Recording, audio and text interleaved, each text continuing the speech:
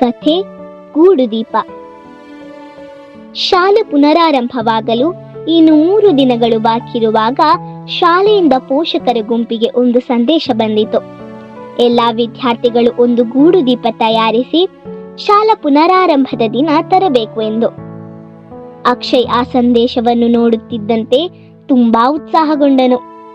ತನ್ನ ಶಿಕ್ಷಕರಿಗೆ, ಸ್ನೇಹಿತರಿಗೆ ಮತ್ತು ತರಗತಿ ಸಹಪಾಠಿಗಳಿಗೆ ತೋರಿಸಲು ಒಂದು ಗೂಡುದೀಪ ತಯಾರಿಸಬೇಕು ಎಂದು ಆತ ನಿರ್ಧರಿಸಿದ. ಆದರೆ ಅವನ ತಂದೆ ತಾಯಿ ಇಬ್ಬರು ಕೆಲಸಕ್ಕೆ ಹೋಗುವುದರಿಂದ ಅಕ್ಷಯ್ಗೆ ಸಹಾಯ ಮಾಡಲು ಅವರಿಗೆ ಸಮಯ ಇರಲಿಲ್ಲ. ಆದ್ದರಿಂದ ಅಕ್ಷಯ್ ತಾನೇ ಪ್ರಯತ್ನಿಸಿ ಒಂದು ಚಿಕ್ಕ ಗೂಡುದೀಪ ತಯಾರಿಸಿದ.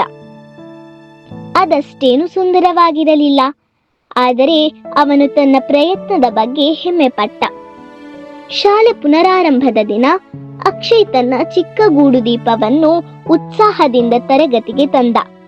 ಆದರೆ ತರಗತಿಯೊಳಗೆ ಬಂದ ತಕ್ಷಣ ಇತರ ಮಕ್ಕಳ ಗೂಡುದೀಪಗಳನ್ನು ನೋಡಿ ಅವನು ಆಶ್ಚರ್ಯಗೊಂಡನು. ಏಕೆಂದರೆ ಪ್ರತಿಯೊಂದು ಗೂಡುದೀಪವು ಒಂದಕ್ಕಿಂತ ಒಂದು ಸುಂದರವಾಗಿತ್ತು. ಬಹುತೇಕ ವಿದ್ಯಾರ್ಥಿಗಳು ತಮ್ಮ ಪೋಷಕರ ಸಹಾಯದಿಂದ ಗೂಡುದೀಪಗಳನ್ನು ತಯಾರಿಸಿದ್ದರು.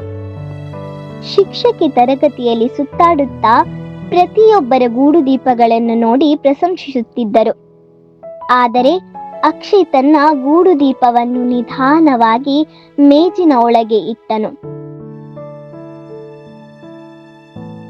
ಶಿಕ್ಷಕಿ ಅವನನ್ನು ಕೇಳಿದಾಗ, ನಾನು ಗೂಡುದೀಪ ಮಾಡಲಿಲ್ಲ ಎಂದು ಹೇಳಿದ. ಆದರೆ ಅವನ ಸ್ನೇಹಿತರು ಶಿಕ್ಷಕಿಗೆ ಹೇಳಿದರು, ಅಕ್ಷಯ್ ಕೂಡ ಗೂಡುದೀಪವನ್ನು ಮಾಡಿದ್ದಾನೆ ಎಂದು. ಅಕ್ಷಯ್ ಸ್ವಲ್ಪ ನಾಚಿಕೆಯೊಂದಿಗೆ ನಿಧಾನವಾಗಿ ತನ್ನ ಗೂಡುದೀಪವನ್ನು ತೆಗೆದು ಶಿಕ್ಷಕರಿಗೆ ತೋರಿಸಿದ. ಶಿಕ್ಷಕಿ ಅವನ ಗೂಡುದೀಪವನ್ನು ನೋಡಿ ಪ್ರಶಂಸಿಸಿದರು. ಅಕ್ಷಯ್ ಹೇಳಿದ, ಇದು ಇತರ ಗೂಡುದೀಪಗಳಷ್ಟು ಸುಂದರವಾಗಿಲ್ಲ. ಶಿಕ್ಷಕಿ ನಗುತ್ತಾ ಹೇಳಿದರು, ಅದು ಸುಂದರವಾಗಿದೆಯೋ ಇಲ್ಲವೋ ಅದು ಮುಖ್ಯವಲ್ಲ. ಅಕ್ಷಯ್, ನೀನು ಇದನ್ನು ನಿನ್ನ ಪ್ರಯತ್ನದಿಂದ ಯಾರ ಸಹಾಯವೂ ಇಲ್ಲದೆ ತಯಾರಿಸಿದ್ದೀಯ. ಅದೇ ಅತ್ಯಂತ ಮುಖ್ಯವಾದದ್ದು.